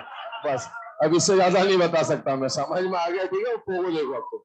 अब सुनो इधर, अरे इधर ध्यान दो। एलिमेंट दो कैटेगरी में डिवाइड करे, जो इलेक्ट्रॉन का अट्रैक्शन दिखा रहे, जो नहीं दिखा रहे। अगर अट्रैक्शन दिखा रहे इसका मतलब है उनका ईए क्या माना जाएगा? इलेक्ट्रॉन का अट्रैक्शन क्या माना जाएगा? पॉजिटिव। जब जब अट्रैक्शन होगा तब तब एनर्जी रिलीज होगी, और एनर्जी रिलीज हुई मतलब प्रोसेस कैसा हो जाएगा? एक्सोथर्मिक। आगे बढ़ते, ये वो कंडीशन है जो एलिमेंट्स इलेक्ट्रॉन के लिए अट्रैक्शन नहीं दिखा रहे। और अगर अट्रैक्शन नहीं दिखा रहे तो इनका ईए क्या माना जाएगा? जीरो, या फिर नेगेटिव भी मानेंगे। तो एक बात बताओ, इनकी तो जिंदगी बर्बाद हो गई क्योंकि इनने तो इलेक्ट्रॉन अट्रैक्ट कर लिया, बर्बाद हो गई। अब ये शांति से बैठे हुए, तो हम ये नहीं चाहते कि ये आराम से जिंदगी बिता ले, तो हम इनमें भी जबरदस्ती इलेक्ट्रॉन ऐड करवा के रहेंगे। ये मना कर रहे हैं, बोले मत ऐड करो, मत ऐड करो, मत ऐड करो। बोले नहीं, करना पड़ेगा, करना पड़ेगा, करना पड़ेगा। जो हमने भुगता वो तुमको भी भुगतना पड़ेगा, ठीक है। तो अब यहां पर कहानी क्या आ रही है कि इसके पास इलेक्ट्रॉन आया, ये भाग गया, बोले नहीं नहीं नहीं ऐड इसके बाद नहीं, ये बना कर दिया। अब अगर इस ये इलेक्ट्रॉन खुद ब खुद अट्रैक्ट नहीं करना चाहता और इस इलेक्ट्रॉन को इसमें फिट करना है, तो क्या आपको इसके साथ जबरदस्ती करनी पड़ेगी? यस। और जब जब जबरदस्ती करोगे एनर्जी रिलीज होगी या लगानी पड़ेगी? लगानी पड़ेगी। और इसका मतलब ये प्रोसेस कैसा हो जाएगा? या एनर्जी रिलीज होगी या एब्जॉर्ब होगी? एब्जॉर्ब। और अगर एनर्जी एब्जॉर्ब हो रही है मतलब प्रोसेस कैसा हो जाएगा? एंडोथर्मिक। तो आपके सामने दो कहानी आ गई कि वो एटम जो इलेक्ट्रॉन को खुद ब खुद अट्रैक्ट करते हैं उनमें एनर्जी रिलीज हो रही होगी, जब जब अट्रैक्शन होगा एनर्जी रिलीज होगी। लेकिन ये वो केसेस है जो इलेक्ट्रॉन को अट्रैक्ट नहीं करना चाहते, और इलेक्ट्रॉन को अट्रैक्ट नहीं करना चाहते तो इनमें इलेक्ट्रॉन जबरदस्ती फोर्सफुली एंटर कराना पड़ेगा। और अगर आप फोर्सफुली इलेक्ट्रॉन एंटर करा रहे हो तो आपको एनर्जी देनी पड़ेगी, और प्रोसेस कैसा हो जाएगा? एंडोथर्मिक। आगे सुनिएगा, कहानी डिवाइड हुई दो हिस्सों में, एंडो और एक्सो। अब एक बात बताइए, मैंने बोला आपको एग्जाम में क्वेश्चन ईए का नहीं आएगा, किसका आएगा? इलेक्ट्रॉन गेन एंथैल्पी का। तो चलिए उसको भी यहां पर ले लेते हैं। बेटा एंथैल्पी को रिप्रेजेंट करने का सिंबल क्या है? Delta H. और हम इलेक्ट्रॉन गेन से रिलेटेड बात कर रहे हैं तो हमने क्या लिख दिया? Delta H G. एक बात बताओ, प्रोसेस अगर एक्सो है तो क्या ये नेगेटिव होगा बेटा? यस, सीधी सी बात।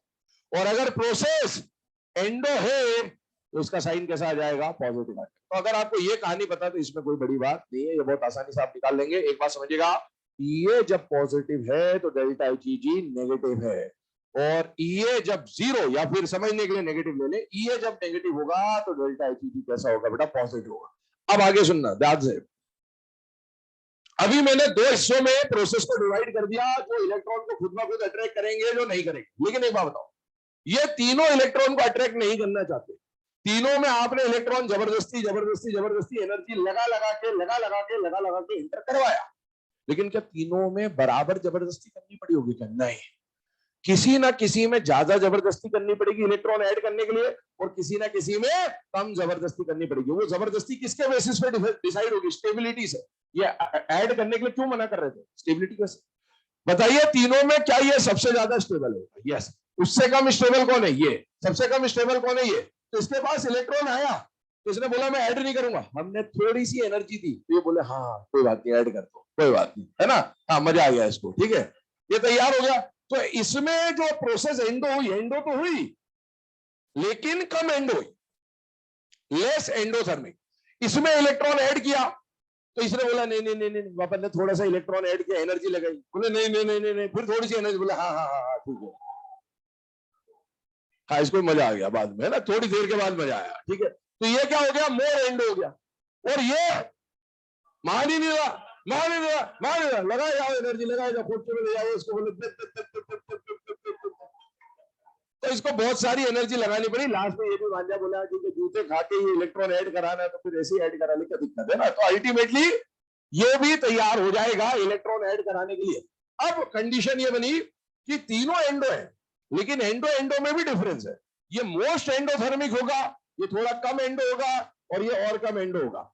ऐसे ही जब हम एक्सो एक्सो की बात करेंगे बेटा, तो एक्सो में तो बहुत सारे एलिमेंट्स हैं, वो तो बस कुछ ही केस है, ग्रुप 18 ग्रुप 2 नाइट्रोजन, बाकी पूरा पीरियोडिक टेबल किस कैटेगरी में आता है? एक्सो में आता है। तो ये जो बाकी सब एक्सो है, तो इनमें कोई ना कोई ऐसा होगा जो मोर एक्सो होगा, और कोई ना कोई ऐसा होगा जो लेस एक्सो होगा। अच्छा, एक्सो कैसे पता चला? एनर्जी रिलीज होने से। एनर्जी रिलीज होने के लिए मैंने लाइन क्या बोली थी? जब जब अट्रैक्शन होगा तब तब एनर्जी रिलीज होगी। और वो अट्रैक्शन कौन कर रहा है? ये न्यूक्लियस कर रहा था, यही तो इस इलेक्ट्रॉन को अट्रैक्ट कर रहा था अल्टीमेटली। तो जिस एटम का, इनको छोड़कर जो सारे एक्सो एक्सो एक्सो वाले होंगे, जिसका न्यूक्लियस ताकतवर होगा, न्यूक्लियस ताकतवर मतलब जेड इफेक्टिव, जिसका जेड इफेक्टिव ज्यादा होगा, क्या वो इलेक्ट्रॉन के लिए ज्यादा अट्रैक्शन दिखा रहा होगा? यस। तो यहां पर जब हम एक्सो एक्सो एक्सो एक्सो की बात करेंगे, तो उसको हम लोग किससे सॉल्व करेंगे? जेड इफेक्टिव से। जिसका अट्रैक्शन ज्यादा, वो इलेक्ट्रॉन को ज्यादा अट्रैक्ट करेगा। और ध्यान सुनना, जब जब अट्रैक्शन होगा तब तब एनर्जी रिलीज होगी। ये लाइन तो पक्की है। इसके साथ एक और लाइन याद रखना है, जितना ज्यादा अट्रैक्शन होगा उतनी ज्यादा एनर्जी रिलीज होगी प्रोसेस के।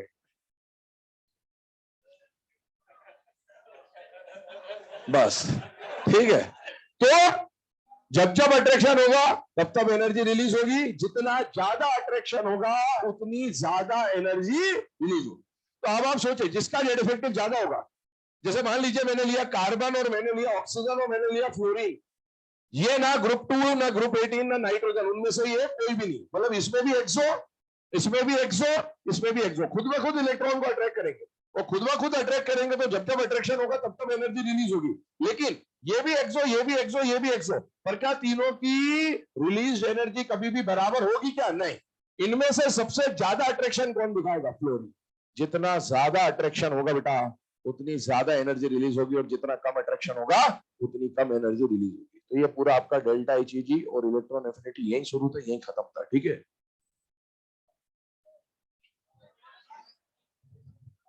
अब लिखवाएंगे ना, अभी तो डिटेल में लिखाएंगे, घर जाके लिख लेना आराम से। चलिए अब स्टार्ट करेंगे इलेक्ट्रॉन एफिनिटी से। हेडिंग डालने इलेक्ट्रॉन एफिनिटी, है ना। मेन पहले हम लोग इलेक्ट्रॉन एफिनिटी को कवर करेंगे, और फिर उसके बाद इलेक्ट्रॉन गेन एंथैल्पी पे डिस्कशन करेंगे। सबसे पहले इलेक्ट्रॉन एफिनिटी डेफिनेशन बोल रहा हूं, उसको लिखिएगा। It is defined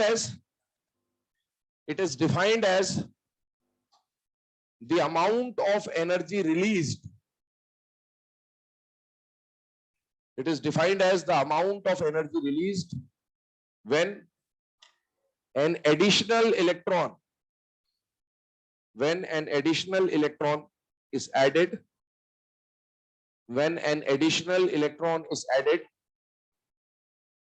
to any isolated gaseous atom.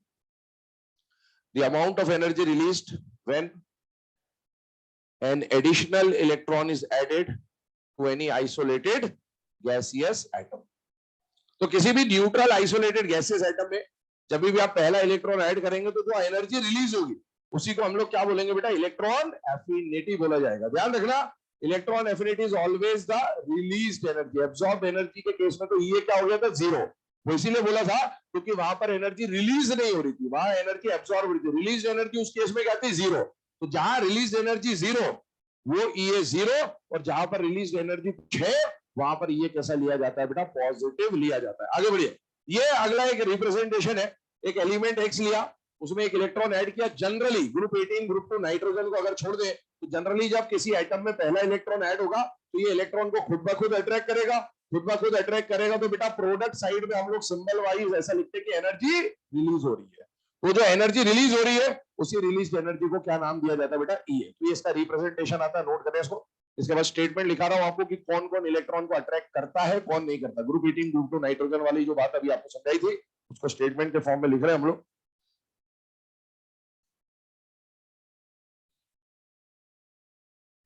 चलिए नोट बोल रहा हूं, लिखना स्टार्ट करेंगे यहां पर। Generally the process of addition of first electron, generally the process of addition of first electron, generally the process of addition of first electron to any isolated gaseous atom, to any isolated gaseous atom, to any isolated gaseous atom is an exothermic process. Is an exothermic process. Generally, the process of addition of first electron to any isolated gaseous atom is an exothermic process. Is an exothermic process. But in case of group 18, group 2 and nitrogen, but in case of group 18, group 2 and nitrogen, but in case of group 18, group 2 and nitrogen, the process is endothermic. But in case of group 18, group 2 and nitrogen, the process is endothermic. तो normally ये cases कैसे होते हैं बेटा, एक्सो, लेकिन group 18 group 2 nitrogen में आप forcefully electron enter कराएंगे, इसलिए वो प्रोसेस कैसा हो जाएगा, एंडो। चलिए, ये नोट लिखने के बाद अगला पॉइंट क्या है, अभी मैंने आपको एक बात बोली थी कि अगर सारे एंडो है तो कोई मोर एंडो होगा, कोई लेस एंडो होगा, और अगर सारे एक्सो है तो कोई मोर एक्सो होगा, कोई लेस एक्सो होगा। तो अब हम उसके हिसाब से थोड़ा सा एक फ्लो चार्ट बना रहे हैं यहाँ पर। अगर एक्सो की बात करूं, जहां पर हर जगह एनर्जी रिलीज होता है, कार्बन, ऑक्सीजन, फ्लोरीन, तो मोर एक्सो और लेस एक्सो, या कौन ज्यादा अट्रैक्ट करेगा कौन कम अट्रैक्ट करेगा, वो किससे डिसाइड होगा, जेड इफेक्टिव से। तो वो हम फ्लो चार्ट बना रहे हैं यहाँ पर, ध्यान से देखिएगा। अगर किसी एटम का न्यूक्लियर फोर्स ऑफ अट्रैक्शन ज्यादा है, न्यूक्लियर फोर्स ऑफ अट्रैक्शन का मतलब है, मैं effective nuclear force of attraction की बात कर रहा हूं फिलहाल में, मतलब जेड इफेक्टिव की बात कर रहा हूं। अगर किसी का जेड इफेक्टिव ज्यादा है तो बताइए एडिशन ऑफ इलेक्ट्रॉन आसानी से होगा या मुश्किल से होगा, बेटा आसानी से। Addition of electron is easy, या मोर इजी लिख सकते हैं। और अगर एडिशन ऑफ इलेक्ट्रॉन इजी है, इसका मतलब है अट्रैक्शन फॉर इलेक्ट्रॉन ज्यादा है या कम है बेटा, ज्यादा। अट्रैक्शन फॉर इलेक्ट्रॉन इज मोर। और बेटा क्योंकि यह अट्रैक्शन है, तो जब जब अट्रैक्शन होगा तब तब एनर्जी रिलीज होगी। यहां पर अट्रैक्शन ज्यादा है या कम है बेटा, ज्यादा है। जितना ज्यादा अट्रैक्शन होगा उतनी ज्यादा एनर्जी रिलीज होगी। इसका मतलब है ये प्रोसेस क्या होगा, हम लिख सकते हैं मोर एनर्जी इज रिलीज्ड, या फिर ये मोर एक्सोथर्मिक भी कहा जा सकता है इसको। ये फ्लो चार्ट बनाइए, ये एक्सो वाले की कैटेगरी है। फिर आते हैं एंडो पे।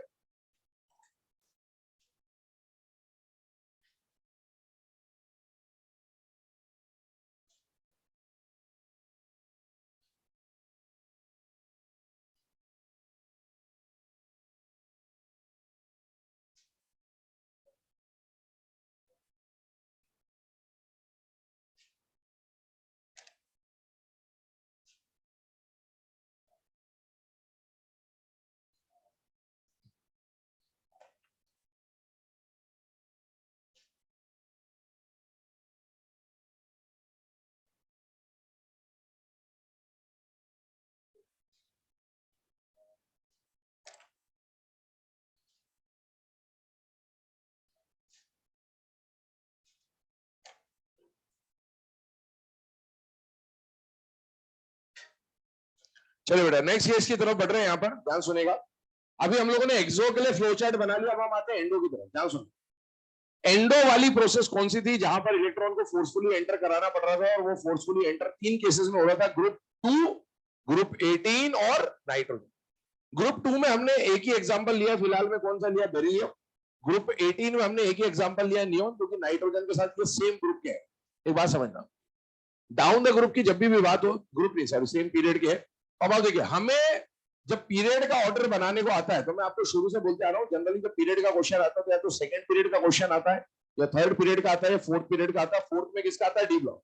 डी ब्लॉक में ये दिया ही नहीं है, खत्म, तो फोर्थ पीरियड गायब, पहली बात। सेकंड और थर्ड पीरियड में से भी एनसीईआरटी ने सिर्फ सेकंड पीरियड के ही ईए दिए हुए, थर्ड का दिया ही नहीं है। तो आपको ईए का जब भी पीरियड का क्वेश्चन आएगा, केवल और केवल कौन से पीरियड का है, सेकंड। आप कितने भी पुराने पेपर उठा के देख लो, सेकंड पीरियड से आगे, पीरियड वाइज बात करो, ग्रुप में तो जो है वो अलग बात है, पर पीरियड में सिर्फ सेकंड पीरियड का ही क्वेश्चन आता है। हम जब पीरियड के ऑर्डर बनाएंगे तो मैं सेकंड बताऊंगा आपको, लेकिन मैं उस टाइम पे भी आपको बोल दूंगा कि सेकंड ही पढ़ना है, थर्ड से लिखाया जा रहा है, पढ़ने का नहीं है।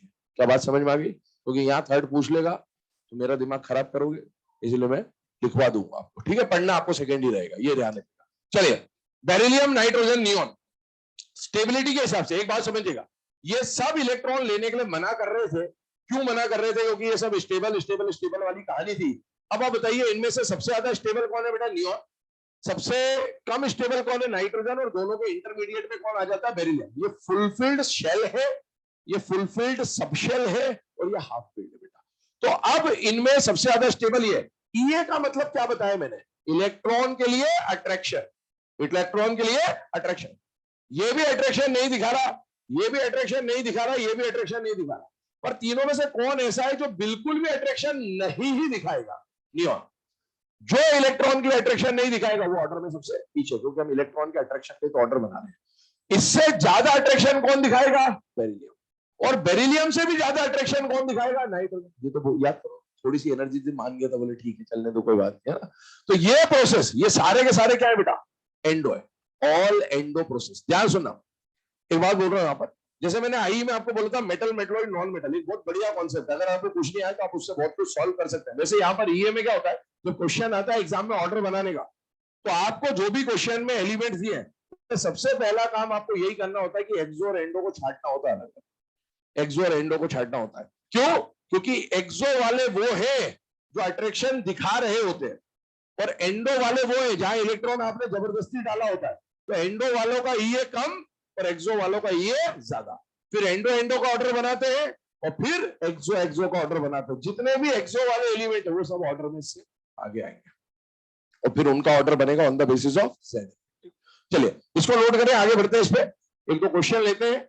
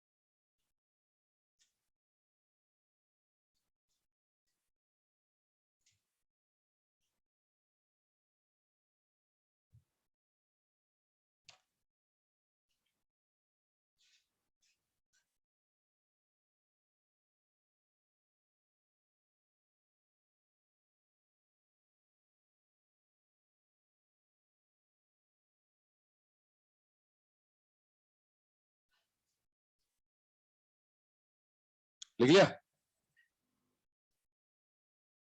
चलिए क्वेश्चन बोल रहा हूं, लिखिएगा। विच of the following process, which of the following process is, which of the following process is exothermic? Which of the following process is exothermic? और करके इस क्वेश्चन की लिख लीजिएगा। In which of the following process addition of electron is most easy? In which of the following process addition of electron is most easy? Options already आपके सामने लिखे हुए हैं।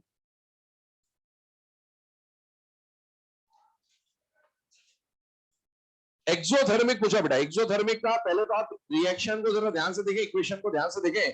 तो इन सब में आप रिएक्टेंट में क्या ऐड कर रहे हैं बेटा? इलेक्ट्रॉन ऐड कर रहे हैं। और इलेक्ट्रॉन ऐड करने का प्रोसेस है, मतलब ये प्रोसेस किससे डील कर रहा होगा? आईई से डील कर रहा होगा या ईए से डील कर रहा होगा? ईए।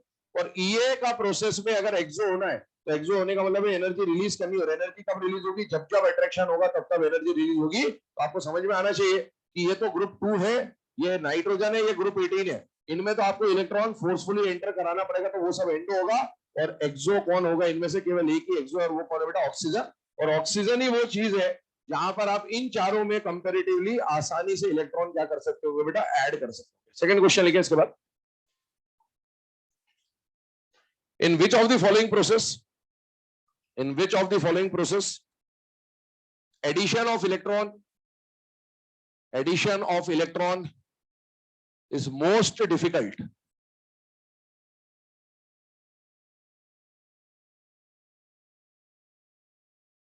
Addition of electron is most difficult. Options वही है बेटा। हाँ, इस बार करेक्ट ऑप्शन कौन सा हो जाएगा? Third, neon.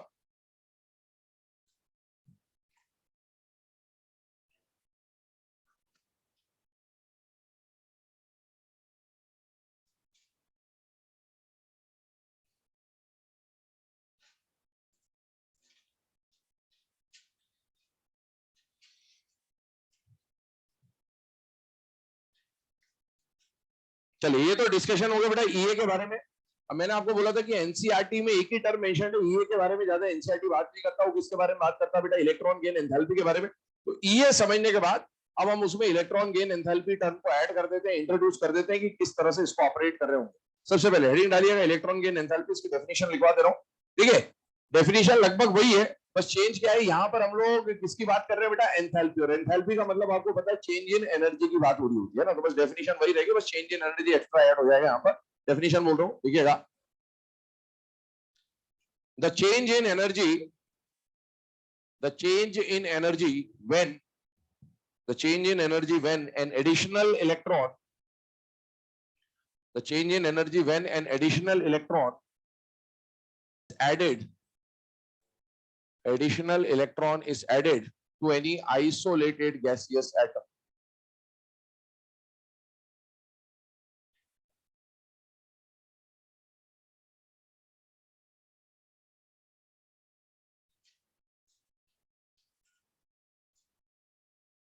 चलिए, अब इससे अगर हम लोग डेल्टा एचईजी का कंपैरिजन करें ईए के साथ, तो देखिए यहां पर कुछ कंडीशंस आपके सामने लिखी है। मैंने आपको बोला इलेक्ट्रॉन एडिशन का प्रोसेस दो कैटेगरी में डिवाइड होता है, या तो वो प्रोसेस खुद ब खुद होने वाला है या फिर जबरदस्ती कराने वाला है। जब एटम खुद ब खुद इलेक्ट्रॉन को अट्रैक्ट करेगा तो एनर्जी रिलीज होगी, एनर्जी रिलीज होगी तो प्रोसेस कैसा होगा, एक्सो। जब एटम खुद ब खुद अट्रैक्शन दिखा रहा है, इसका मतलब इलेक्ट्रॉन के लिए अट्रैक्शन कैसा मानेंगे बेटा, पॉजिटिव।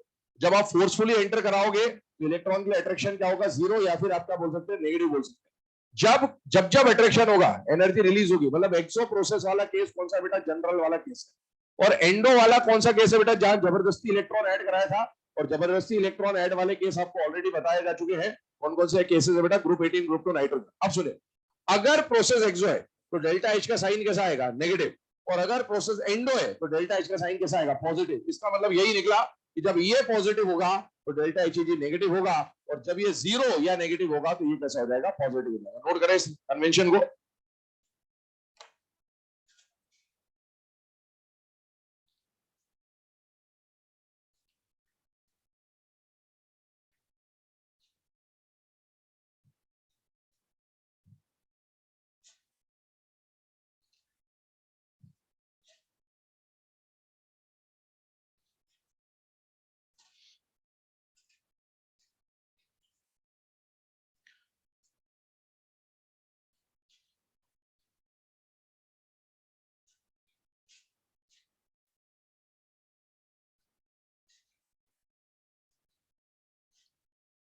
चलिए, अभी इधर देखिएगा, 2 मिनट के लिए फ्लो चार्ट एक बना रहा हूं मैं, यहाँ पर पूरा फ्लो चार्ट आएगा, 2 मिनट के रुक जा। Addition of electron more difficult, point के ऊपर ही हमारा पूरा टॉपिक बेस्ड है कि कहां पर इलेक्ट्रॉन इजीली ऐड होगा, कहां पर इलेक्ट्रॉन डिफिकल्टी से ऐड होगा। यहां पर मैं आपको टाइप ऑफ क्वेश्चन फ्रेम करके बता रहा हूं कि क्या क्या लैंग्वेज में ये क्वेश्चन आ सकता है। पहला मोर इजी वाला मतलब एक्सो वाला केस है, मोर डिफिकल्ट वाला एंडो वाला केस। इलेक्ट्रॉन का addition more easy, more easy, easy में भी मोर इजी, मतलब यहां पर इलेक्ट्रॉन का अट्रैक्शन ज्यादा है या कम है बेटा, ज्यादा। इसका मतलब ये हुआ attraction for electron is more. अगर attraction for electron is more, इसका मतलब है ये बताइए अट्रैक्शन है या नहीं है बेटा, है तो है, तो पॉजिटिव है।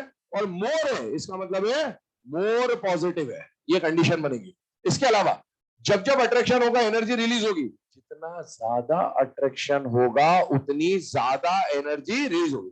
तो यहां पर हम लोग लिख सकते हैं, यहां पर प्रोसेस कैसा हो जाएगा, मोर एक्सोथर्मिक, या मोर एनर्जी इज रिलीज। और अगर ये मोर एक्सोथर्मिक है तो बताइए डेल्टा एच ई जी एक्सोथर्मिक के लिए कैसा आएगा, नेगेटिव। लेकिन अगर ये मोर एक्सोथर्मिक है तो मोर नेगेटिव, ये कंडीशन है, ध्यान से देखिए। जब ई पॉजिटिव है तो ये नेगेटिव है, लेकिन मैग्नीट्यूड सेम रहेगा, ये मोर है ये भी मोर है, बस प्लस और माइनस का साइन जो होगा, more positive more negative, less positive less negative, इसी तरह से चलेगा। यहां पर भी ऐसे addition of electron is more difficult, मतलब अट्रैक्शन फॉर इलेक्ट्रॉन है या नहीं है, नहीं है, खत्म, बिल्कुल है ही नहीं, जीरो। आप फोर्सफुली एंटर करा रहे होंगे, ये कंडीशन लेके चलो। अगर इलेक्ट्रॉन के लिए अट्रैक्शन नहीं है मतलब ये क्या माना जाएगा, जीरो, या फिर हम क्या बोल सकते हैं, नेगेटिव। इसका मतलब है इलेक्ट्रॉन को ऐड कराने के लिए खुद ब खुद अट्रैक्शन होगा या जबरदस्ती करेंगे, जबरदस्ती, मतलब प्रोसेस कैसा हो जाएगा, एंड में भी मोर एंडो, क्योंकि हम मोर डिफिकल्ट वाला बात कर रहे हैं, नियॉन की बात कर रहे हैं। और अगर मोर एंडो हुआ डेल्टा एचईजी पॉजिटिव, और मोर एंडो इसका मतलब है मोर पॉजिटिव आ जाएगा। ये नोट कर ले, मतलब ये जितना ज्यादा नेगेटिव होगा, नेगेटिव मतलब जीरो ही है, जीरो पे रुक जाएंगे, बट अपन नेगेटिव जैसे वो मोर पॉजिटिव, अगर इसको मोर नेगेटिव बोले तो ये भी मोर पॉजिटिव आ जाएगा। ये कंडीशन यहाँ पर बन के आती है। नोट करे से ये लैंग्वेजेस आपको अभी मैं क्वेश्चन जब कराऊंगा तो इन्हीं लैंग्वेज का हम लोग यूज कर रहे हैं।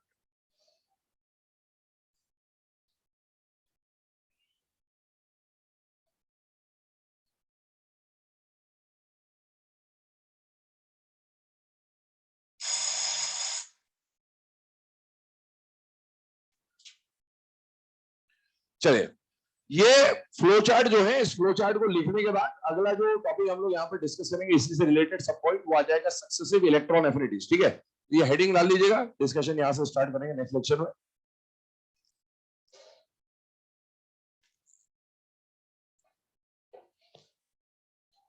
एनसीईआरटी की रीडिंग लगाते रहना बेटा, है ना, जो भी पीरियोडिक टेबल में जो जो टॉपिक्स होते जा रहे हैं एनसीईआरटी रीड करते रहे उसकी, और साथ ही साथ मॉड्यूल के क्वेश्चन भी सॉल्व करते जाएं। जैसे चैप्टर कंप्लीट होगा मॉड्यूल डिस्कस कर दूंगा मैं।